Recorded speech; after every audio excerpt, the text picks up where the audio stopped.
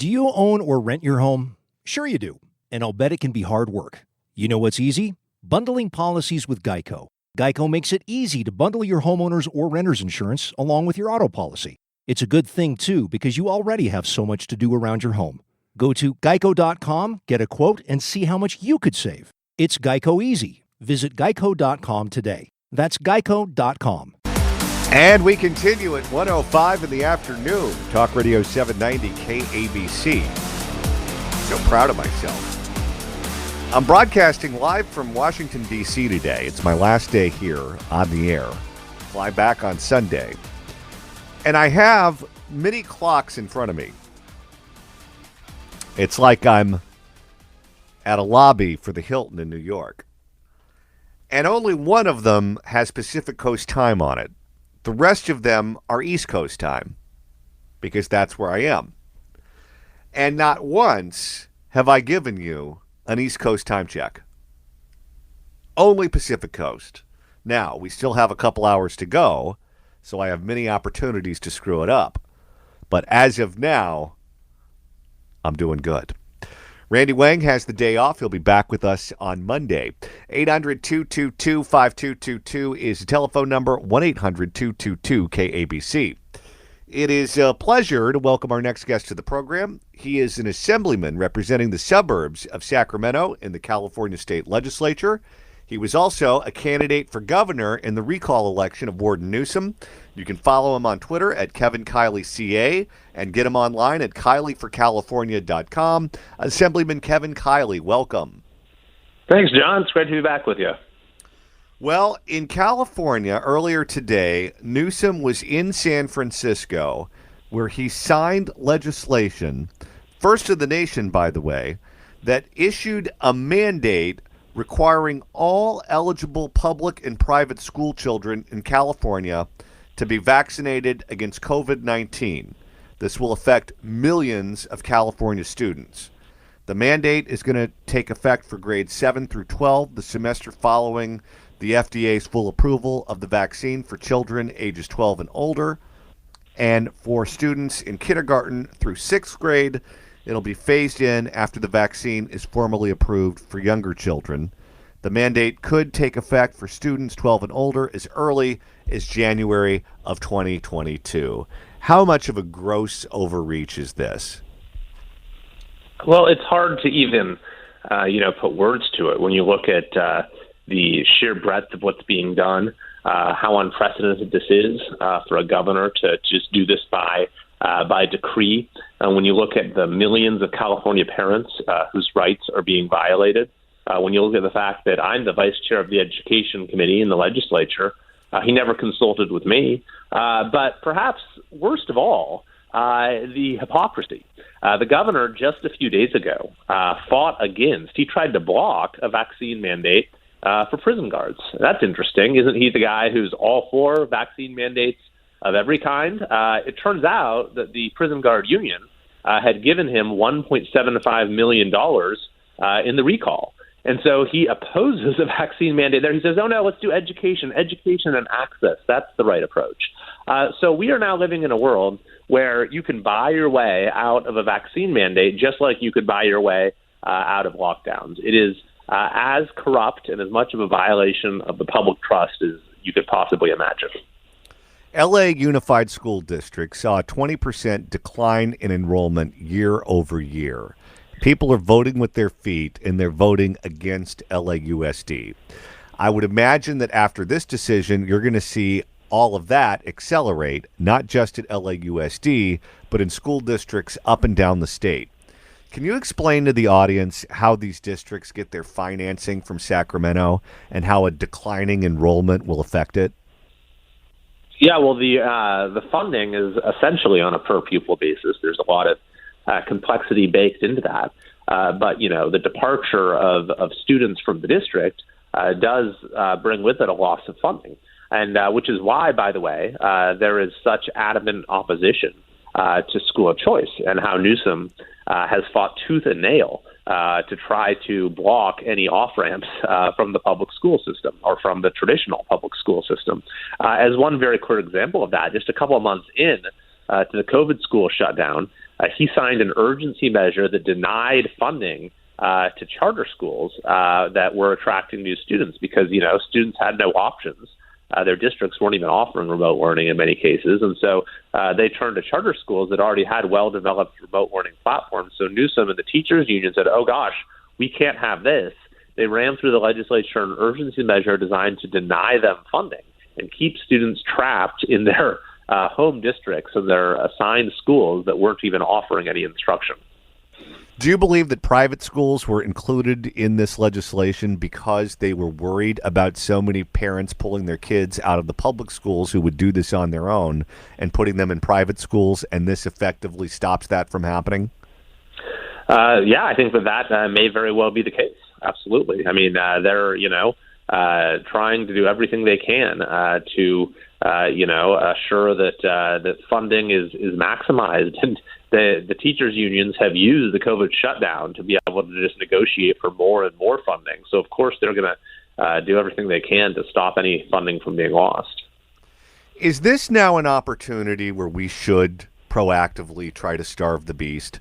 And I say that because, if you take your kid out of public school because you're upset at this decision and you don't want your kid to take the shot, given the fact that they're at essentially zero risk from COVID-19 for death or significant illness. And the statistics, by the way, aren't just showing that in California. We're showing that nationwide and worldwide. This is a disease that primarily affects the elderly and those with significant comorbidities. Now, it's not to say that you can't get sick or can't get significantly ill or worse, but the statistics say that that's highly, highly, highly unlikely. Is this providing an opportunity to rethink the way parents look at education in the sense that, okay, you're going to shut the door on private schools, you're going to shut the door on public schools, maybe you get together with 5 other parents and you hire a teacher and you do something where your kid's not going to be taught critical race theory, where they're not going to be taught new math, and you have much more control over the curriculum and you can set your own rules essentially and allow technology and new opportunities that exist today that didn't exist in the past to reshape the way children are educated? Yeah, I think that, this is a very important moment for education, precisely for that reason, that, so many parents have seen our corrupt education establishment for what it is. And so I think that, that can take many forms. And one of them, by the way, is there are initiatives that are being circulated right now for next year's ballot that California voters will have a chance to approve a school choice initiative where funding will actually follow the child. So if you want to disenroll your child from the public education system, then you can take the funding, the tax dollars that, are allocated to your child as a pupil in the system and take them wherever you'd like. And I think that is ultimately where we might need to go because the public education system in California has become so corrupted and hasn't served students. You talked about the prison guards essentially buying their ticket out of a vaccine mandate. CTA, the California Teachers Association, was one of the significant players when Newsom was elected the first time, back in 2018. If you go back to that election, it was Newsom representing CTA and Antonio Villaraigosa representing the charter schools, largely funded by Eli Broad and other billionaires. And that was the issue that those two clashed on. If there's any group of people that Newsom owes his governorship to, it's CTA. They want everyone at the schools to be vaccinated. They asked him for it. Is this payback for 2018? Well, he's paid them back so many times over. At this point, as soon as he was elected, he went to war against charter schools. And then during COVID-19, he perpetrated the longest school shutdown of any state in the country, entirely at the behest of the CTA. Do you own or rent your home? Sure you do. And I'll bet it can be hard work. You know what's easy? Bundling policies with Geico. Geico makes it easy to bundle your homeowner's or renter's insurance along with your auto policy. It's a good thing, too, because you already have so much to do around your home. Go to geico.com, get a quote, and see how much you could save. It's Geico Easy. Visit geico.com today. That's geico.com. Which is his biggest funder. And they continued to fund him lavishly to oppose the recall. They gave him millions to oppose it. And he has done whatever they want every step of the way, which is what's so important to understand is we do not have a a governor per se in this state. We have just a person who is entirely controlled by the biggest special interest groups, the ones who have funded his campaigns the most. And they've driven every single facet of the COVID-19 response. And so the perfect example of that is what happened with the prison guard unions. I mean, the governor has said that he's leading the way. We're leading in the vaccine mandates. We're leading the nation in vaccine mandates. He made his whole recall campaign about vaccine mandates, but then you give him $1.75 million and you don't have a vaccine mandate. Of all the groups that have a piece in Newsom, the prison guards, as you mentioned, we certainly know that PG&E and the public utilities have his ear. Their lobbyist was dining with him at the French Laundry the night that he got caught without the mask dining indoors. And then the teachers union, who largely funded his 2018 race. Which one owns him the most out of all of them? Oh, gosh. That is a hard question. I mean, the ones you mentioned are among the leaders. And, whenever interests clash, of course, the governor just sort of awards his powers to the highest bidder. I think that, PG&E has really underwritten his rise to power even in San Francisco, but there's no one bigger than the teachers union. They outspend everyone else in Sacramento. They've given more to Newsom than any other interest. And the last time this was tabulated, the CTA had given twice as much money to California politicians as the next closest interest group, which was also a massive union, by the way. I think it was SCIU or maybe AFL-CIO. But in any case, they have the most money. They're able to just take it automatically from the paychecks of public employees. They have showered as much of it as it takes to put their person in power, Gavin Newsom. And so that is the dynamic that the recall sought to disrupt. I think it did a great deal of good in bringing public attention to these abuses and starting a real movement. And I think that, next year we are going to have an opportunity to remove Newsom, and he's not going to be able to benefit from the unlimited campaign contributions that he did in the recall. If one of your constituents calls you and says, Assemblyman, I have a 5-year-old who's going to kindergarten this fall. I do not want to give them this vaccine right now. What advice would you give them? What do they do? Well, right now there are, the governor says, exemptions for religious belief and personal belief, which don't exist as of a few years ago for other mandatory vaccinations in schools. Now, I would say you can't rest too easy on that because, number one, the legislature is going to be very eager, or at least some legislators will be, to remove those exemptions. And then number two, I wouldn't put it past Newsom to just come back and say, unilaterally, we're getting rid of them now. I would say that at the moment, you should look at what the law provides and that you might be able to claim one of those exemptions. But, aside from that, I would say we need to work on getting new political leadership in our state capital so that these, just terrible predicaments are not forced upon our citizens. We saw a 20% decline in enrollment in LAUSD year over year. We also saw a decline in population for the first time in the state of California as we lost a congressional seat when the new census numbers came out. Do you believe that people are going to vote with their feet on this one as well, and the exodus from California will increase the way we've been seeing it increase over the last 10 years? I certainly do. I mean, I think I've talked to a number of people already who said that they were, kind of hanging around for the recall as their last hope, to which I would say, don't give up hope yet. We got to stay and fight. I think that we have been building a movement to get this state turned around. And it's a movement unlike we've seen before that's sprung up over the last year. And you very rarely, in a movement of historic significance, achieve a total triumph on the first attempt. But we came very, very close. And I think that, we just need to keep this movement growing. And we will have an opportunity again to really, restore the sort of sanity that shouldn't be too much to ask of a state government. Just when you think that they've abused us enough and there's nothing else they can do to take more of our personal freedom and liberty away from us, they find a way to do it, this being the most recent example. What in Sacramento is coming down the pike, just so we're all ready for it? What's next? Well, one thing to note is the legislature actually has adjourned for the year. So the legislature won't be back until January. But, once we do get back, of course, the issue you just mentioned with eliminating those exemptions for the vaccine could well come up. We had a couple pieces of legislation related to vaccine passports that surfaced at the very end of this session that didn't make it through, but the authors have said they're going to try to bring those things back. Who knows what else is out there? I'm continually astonished by the capacity of our state's political leadership to sort of up the ante of the rewards for special interest groups at the expense of California citizens. So, that's why it's that much more important that we continue to fight.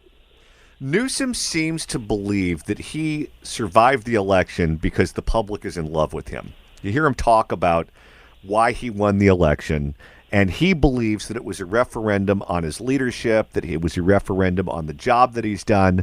But that is not true, because when the election was about Newsom, it was within the margin of error. When he was successfully able to make it a Republican versus Democrat, conservative versus liberal, blue versus red matchup, that's when the numbers started turning around for him. He was able to nationalize the election. But clearly he doesn't think that. Clearly he is patting himself on the back and believing that he and only he is to I guess, receive the credit for his victory in this election. Given the fact that he's learning all of the wrong lessons from the results, what do you think he has in store for us for the next year?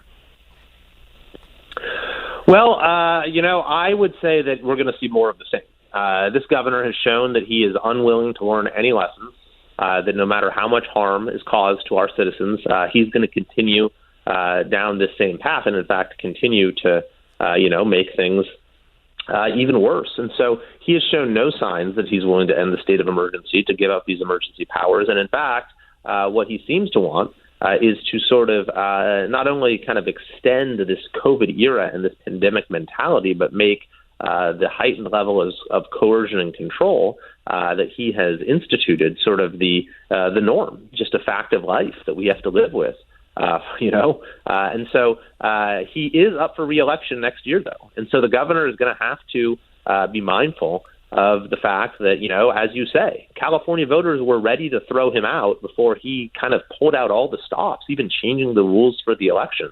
And he's not going to be able to do that to the same extent next year. And so that's why I think it's very important that we keep this movement growing and channel our energy into having a wave election next year in 2022.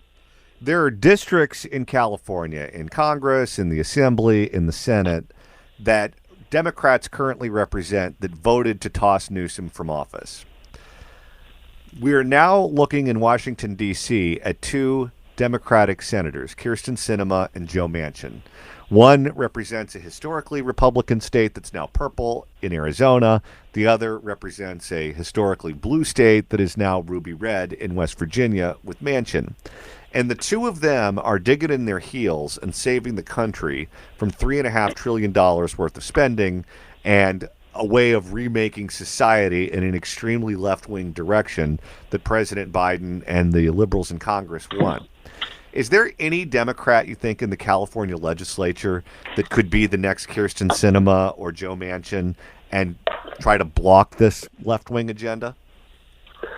There are a few who are, have been called more moderate, and you do have, some bills that fail because enough Democrats from these closer districts end up opposing what the majority or some of the other members want. But, at the end of the day, you don't necessarily have anyone who is sort of their own kind of personality, I guess you could say, in the way a Joe Manchin is. You just have kind of legislators who are largely responsive to interest groups. And so that's ultimately, the problem that needs to be fixed, is that we have special interests that run not only this governor's office, but the legislature as well. And it's their agenda that always wins out at the end of the day. Assemblyman Kevin Kiley, representing the suburbs of Sacramento. You can follow him on Twitter at Kevin Kiley CA and get him online at KileyForCalifornia.com. Thanks so much for joining us on this Friday. Thanks, John. Pleasure as always. It's 1:35 on the John Phillips Show, Talk Radio 790 KABC, broadcasting live from the nation's capital, Washington, D.C. Our good friends at WMAL were kind enough to host me. And of all the friends we have at WMAL, Washington, D.C., no one is friendlier than Larry O'Connor, who is the morning man here at WMAL. Larry, welcome to the show. Well, welcome to town. It's quite a studio, isn't it? Have you gone through all the offices? Did you go through my drawers while you're there? Well, you know, when I came to the station, I said, it's very important to me that I sit in the Larry O'Connor chair when I do the show. And the guy looked at me and he said, what do you mean? I said, it's important to me. It's sentimental. Yeah. So let's find Larry O'Connor's chair. And then I said, it's very important to me that I use Larry O'Connor's office. It's just it's something that means something to me. And then I said, it's important to me to find Larry O'Connor's stash of booze and chocolates. Oh, no. And they pointed me in that direction. And then I said, all right, where's Larry O'Connor's pension and paycheck? It's important to me to have access to these things. It is. It's so sad in this day and age with the unemployment rate the way it is, especially in the broadcast industry, that you've basically informed me that somebody is getting fired. The fact that you were, I mean, frankly, it was a close call to let you even in the door. But if you were anywhere near my chair, USOB, their heads are going to roll. All right. Now that we have you here, I've been broadcasting for 2 days on the roof of a building right across the street from the Capitol. And it was nonstop. You guys had a pretty cool setup down there for fair. I love that. It was great. However, there were no dignitaries that were going from point A to point B, yet it was nonstop sirens. So it's time to have a bit of a Richard measuring contest and find out which city has worst crime and violence, Washington, D.C. or L.A. Well, it's a different kind of violence over here. It's a little more cultured. You know, it's an international kind of violence. We're an international city here. Sadly, here's the deal. You have us beat on 10 cities, hands down. I mean, we have a few little areas under an overpass by the train station and a couple of little areas by the Kennedy Center, which I think is kind of classy. You know, they take in the opera and then go back to their tents and their cardboard boxes. But, dude, it is nothing like what you and your illustrious mayor and governor and Mike Bonin have been able to build out in Los Angeles. So there I got to give it to you. But just in terms of pure gun crime, homicide, gang warfare, I mean, D.C. is we stand alone right now on these. Well, that's not true. Baltimore still beats us out, but we're trying to beat Baltimore. Well, you want to be number one at something. Exactly. God knows it's not effectiveness of a legislature. So, and maybe in Los Angeles, we don't hear the sirens because we defunded the police, and there's no one to run the sirens. Well, right. Yeah, the only reason we beat you in sirens is because we still have some money in the budget for cops. Actually, most of the sirens you're hearing are probably federal police. You know, here's the thing about D.C., where you were sitting there at North Capitol there, right near the building. You were actually under the jurisdiction of probably 7 different law enforcement agencies. People don't know that about you. You got your Metro D.C. police, which is like the LAPD. But then you've got the Capitol Police. You've got the Secret Service. You've got the Park Service Police. You've got and then you've got, of course, the FBI. They got their own situation going on. You've got military police in this town that have their own jurisdictions. What am I up to? 6 there? I know there's a 7th one that I can't think. Well, the 7th is the police officer from the Village People. I think that's possible. You know, we still do have every element of the Village People represented. Including the Indian, but you're not allowed to call them that. I don't know if you saw the news, but in California today, Gavin Newsom just signed legislation that will require all students in California from kindergarten through the 12th grade to be fully vaccinated to attend California schools. As someone who sent his kids to school in California, how offensive is this legislation to you? Well, I mean, at how many levels offensive is it? I mean, let's first start with this. Last I checked, yes, the legislation says all the students have to be vaccinated, but not the teachers in the classroom, right? The teachers still get a pass. And, I mean, have you seen some of these teachers? I mean, who are the most vulnerable with the virus right now? The elderly and the obese. In other words, the public school teachers in California. But they don't have to get vaccinated, number one. Number two, how is he able to do this for private schools, too? He has no jurisdiction over private schools. But you know what, John? I saw it go by, and I read about it, and then I thought to myself, well, hell, why wouldn't he? I mean, what are they going to do? Throw him out of office? What are they going to do? Recall him? Hell no. Are you kidding? This guy, he's Teflon now. He's like Superman. You can't kill him, so he's going to do whatever the hell he wants. Who's going to stop him? You know, in many ways, Larry, LAUSD was ahead of the curve on this because their teachers have been poking kids for years. Oh, God. Well said, John. Well said. I don't know what to make of it. I mean, last time we talked was the night of the recall, and the most depressing aspect of the whole thing was going to be that he was going to be emboldened and he was going to just come back on steroids and screw the state up even more. And here we are. We're living through it. Honestly, I don't know what's left in terms. I try to be hopeful. I try to be positive and optimistic. I don't know what to say about California at this point. What's the point? Here's something I get from a lot of friends who have kids in public schools. These vaccines were not intended to be used on children. And at this point, many students in California, many underagers in California, like adults, have already had COVID-19 and recovered from it, and they have the antibodies. And they're at virtually no risk of being significantly ill from the virus. And those parents are saying, why should I roll the dice on the vaccine with a 5-year-old if I know the 5-year-old has already had it and recovered from it? I don't know what you tell that person if you're a superintendent. Well, and if I can say, John, that person who says that and discusses natural immunity and follows the studies out of various countries, including some studies currently being finalized here in America showing the strength and robust nature of natural immunity, you know what those parents are doing? Those parents are following the science. That's the fundamentals of the science of this virus and most viruses. As Rand Paul said in that great I don't know if you played the audio yet of Rand Paul's questioning of our illustrious HHS director. You know him well, Mr. Becerra. I think what is his doctor degree in? Is he the doctor of funk? I can't remember what he was the doctor of. I don't think he claims to be a doctor.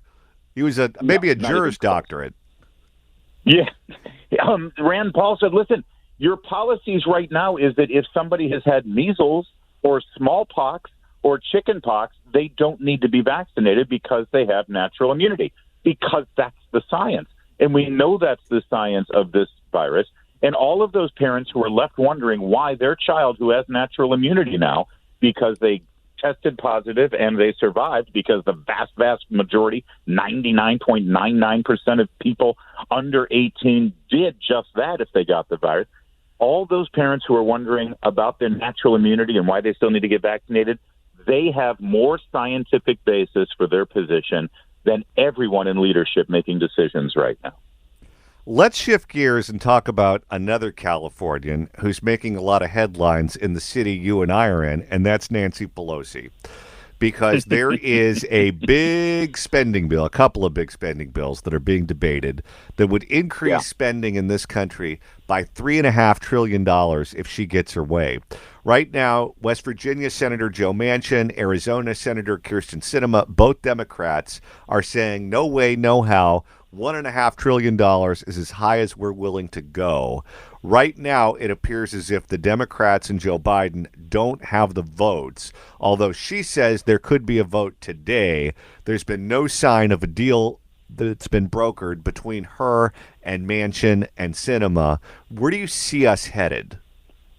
A couple of things here. First of all, people have to understand how remarkable everything that you just laid out there, how remarkable it is. Because for the first time in Nancy Pelosi's career that I can remember, she's having a real problem right now in the House of Representatives. That vote that she might do today, on Monday, she guaranteed that vote would happen yesterday.